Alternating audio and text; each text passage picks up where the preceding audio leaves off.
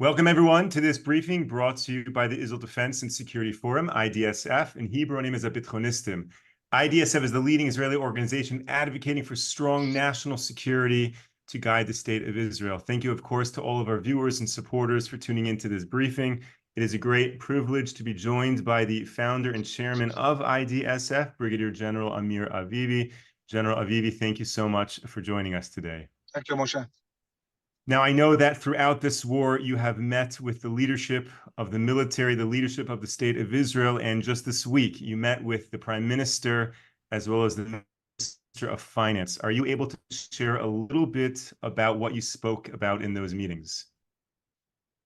Well, yes, of course, there are many things I cannot talk about, but I'll try to share the main insights.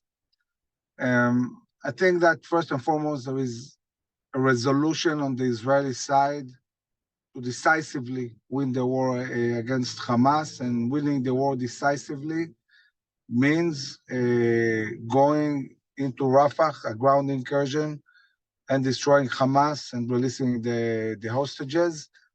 As you know, the cabinet has set a timetable for the operation in Rafah. This timetable also includes the time to move the Palestinian society from Rafah to Khan Yunis.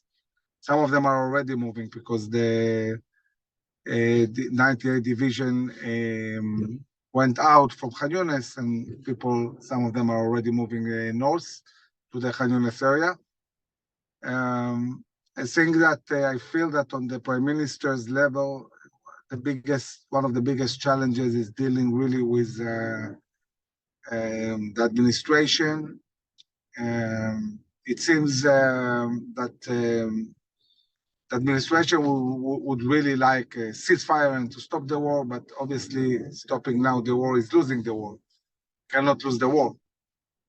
And it's a big challenge to really explain and convince that we need to go into Rafah and we need to win the war. What the army and the cabinet are doing is, at least on the what has to do with humanitarian aid, push as much humanitarian aid as possible into Gaza. This unfortunately also assists Hamas, but at least we're creating a reality where people cannot come and say people are starving or are not giving humanitarian aid. This is flowing into Gaza constantly. Another challenge talking about the administration is that the administration, and not only, there are many also groups in Israel that are trying to reverse the narrative. I mean, we know that this war has erupted because of the so-called peace process, because of Oslo, because of the disengagement, because of all these decisions we made that brought us to this terrible reality. It's amazing to see how both on the administration level and also groups in Israel are trying to reverse the narrative and say we're having a terrible war. Why? Because there is no Palestinian state. And therefore we need to withdraw. We need to create a Palestinian state and withdraw again from Gaza and from Judah and Samaria. And this is really terrible that people think like that, because it's completely disconnected from reality, and we have paid a very, very heavy price for the decisions we made in the past. But this is something that is being pushed, and in this sense, I think that IDSF, along with other organizations, we have a mission to really explain why exactly are we living in such terrible situation, how this connects to past decision, and what do we need to do for this not to happen again. And it's certainly not retreats, certainly not again kicking people out of their homes and everything that we did in the past. I can say about the Prime Minister that although obviously he is under huge pressure and dealing with the administration and also the pressure inside Israel and the burden of war is something very difficult. Each time we meet, we sit like for 2 hours, me and some of our generals. I'm not alone there. We have 2 other generals that participate as well. I find him very resolute, very strong, very clear-minded, humor. I think he's really showing a lot of strengths and analyzing things in a very, very logical and in a very logical way. I think that the experience, the ability to deal with the international community and the administration, this is his point of strength. I think the Prime Minister finds it harder to actually deal with inner issues and manage inside Israel everything, a lot of challenges. Among other things, is that he doesn't see things always the way the army sees them. For example, the Prime Minister understands that we must not enable people to go back north until we get all the hostages. Certainly not all of them. So when we talk about a hostage deal, it draws red lines in order not to lose all we have now. Before we get all the hostages, we have to be responsible for all of them. And also, the day after Hamas, we will need to control the area for quite a long period of time. We won't have anyone to transfer it to. It certainly wouldn't be wise to give it to the Palestinian Authority. So Moshe, this is basically talking about the meeting with the Prime Minister, who is also, of course, very worried about Iran retaliating, and then he's dealing with this, and also with preparations for possible war also in the north. General, thank you for sharing that. Are you able to shed some light on this whole issue of a ground incursion in Rafah versus the potential of targeted raids?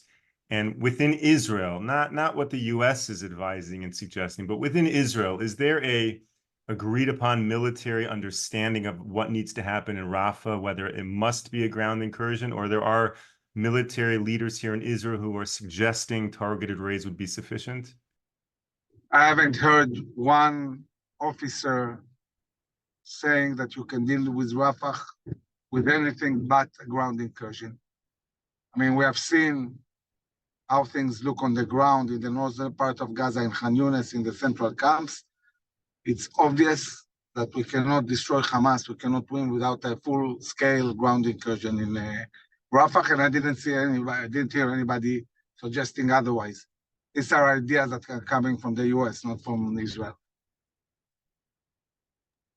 Thank you. It can't be any more clear than that. Thank you, of course, to all of our viewers for sending in their questions right now, who have previously sent in the questions. It's very valuable to us, allows us to really get your questions answered. Okay, General, in terms of moving the civilian population out of Rafah, how long does that take? Is that a quick operation, or we're looking at many, many weeks to months, which would potentially then delay the final stage of the war? I don't think it should take more than a week. Even a week is a lot.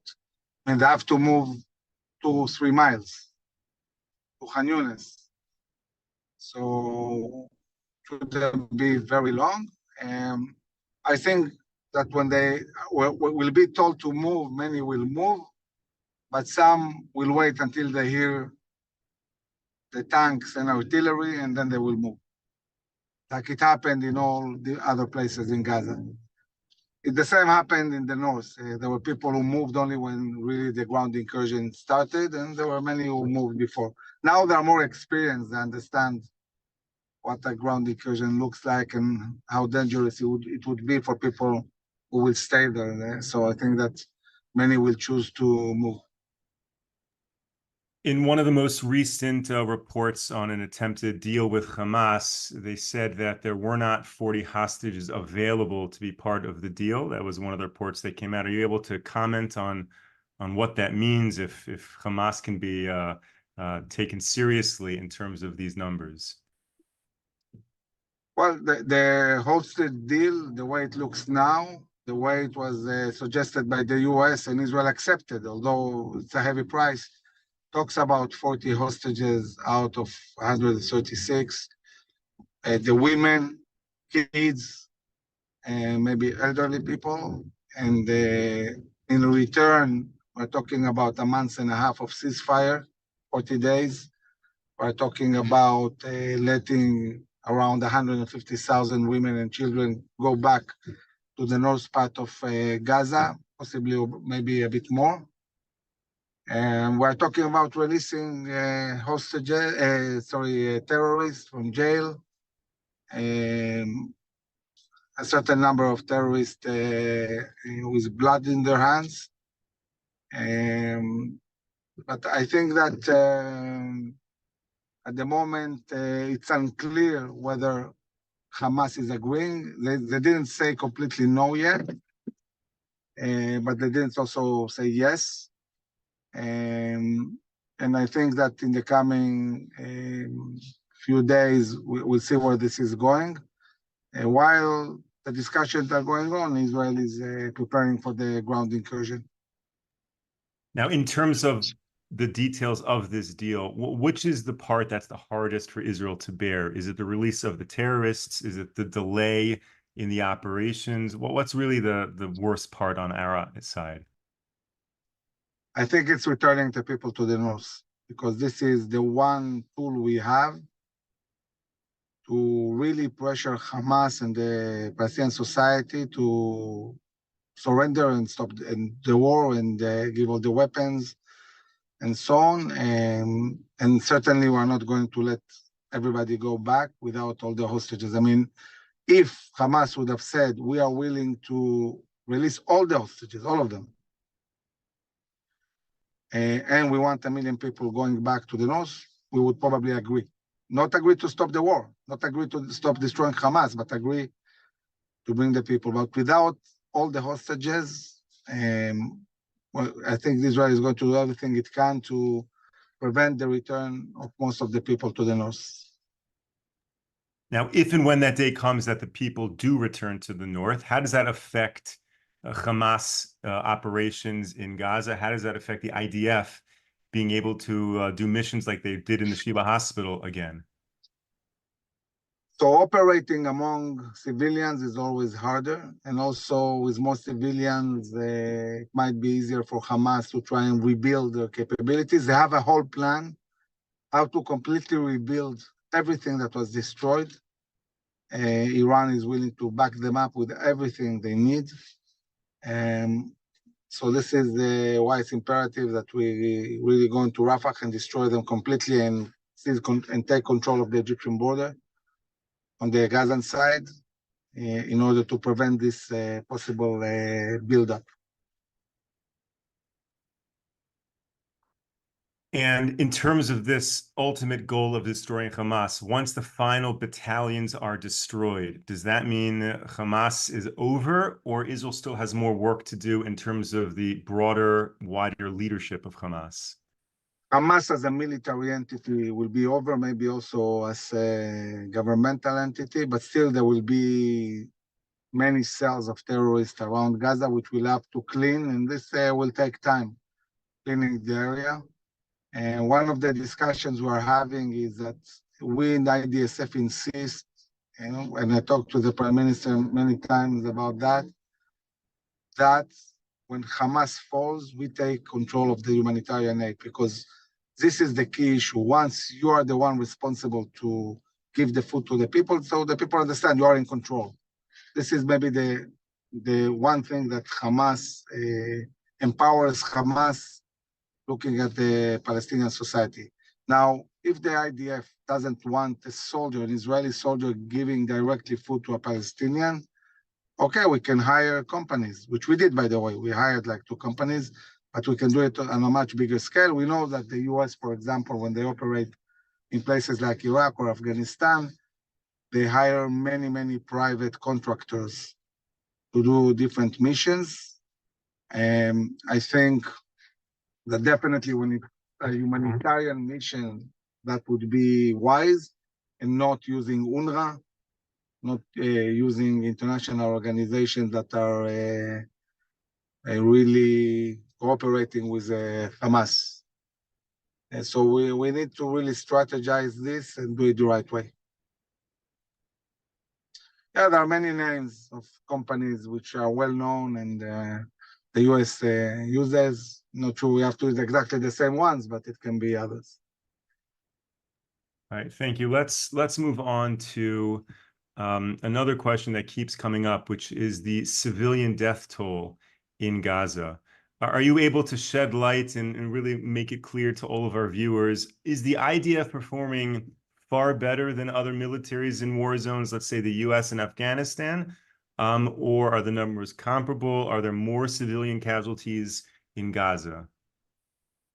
I think that what the IDF is doing is unprecedented and will be studied for centuries ahead. We excel at really minimizing collateral damage, and especially taking in account that this is a fight in a very densely urban area with huge underground infrastructure, with terrorists that none of them have uniform. All of them are disguising as women or elderly or citizens. They are fighting from hospitals and schools, and the weapons are all in private houses.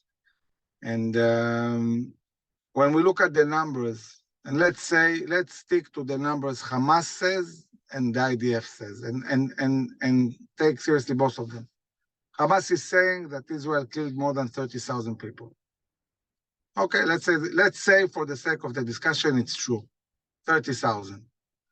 The IDF is saying that it killed more than 30,000 terrorists, which is true. So even if we take these numbers, and I don't know how much we can count on Hamas numbers, I definitely know we can count on the IDF, 30,000 out of 30,000, it's like 1-to-1. It's almost for every terrorist, one civilian killed. This is unprecedented. If you Google and try to see what are the standards, the UN is talking about 1-to-9, or 1 soldier, 9 civilians. This is normal. 1-to-5, very good. 1-to-1, unprecedented, and especially in such a complex war. So definitely, especially, when international community talks about proportionality, it's proportional to the how big is the war, how existential it is, how complicated. So definitely looking at the really complex reality, and this is an amazing achievement. Thank you, General, for clarifying that. And I hope we'll be able to make a clip out of what you just said, and all of our viewers can take that clip, share it with their family, their friends, post it on social media, and make sure to get the word out about that. Let's move to Iran, if we can, talk about Iran. What is the likelihood that there would be a direct attack of Israel on targets in Iran? So at the moment, it's Iranians who want to retaliate after the alleged attack of Israel on an Iranian general in the consulate in Syria, near the consulate, and it seems like they're serious about that. From all the sources I have, Iran is definitely intending to retaliate. How? To what extent? From where? We don't know. But what we do know is that if Iran attacks from Iran, we'll have to attack back on Iranian soil, and this gives us an opportunity. Gives us an opportunity to deal with some very, very crucial sites in Iran that we need to attack. It's a good excuse, and maybe it's also an opportunity to have a change in the way the administration is looking at what's going on. Administration is completely disregarding the fact that everything that is going on is Iran. The Houthis, the militias in Iraq, in Syria, Hezbollah, Hamas, it's all Iran. So bringing Iran to the center of attention and dealing with them can be an opportunity for us. So definitely the defense establishment is building operational ideas how to deal with Iran if they shoot from Iran. Now, do you think the administration believes Iran is a threat to the West?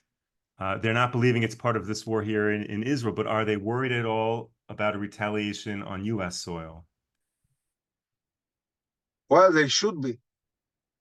They should be, but I don't see them worried the way they should.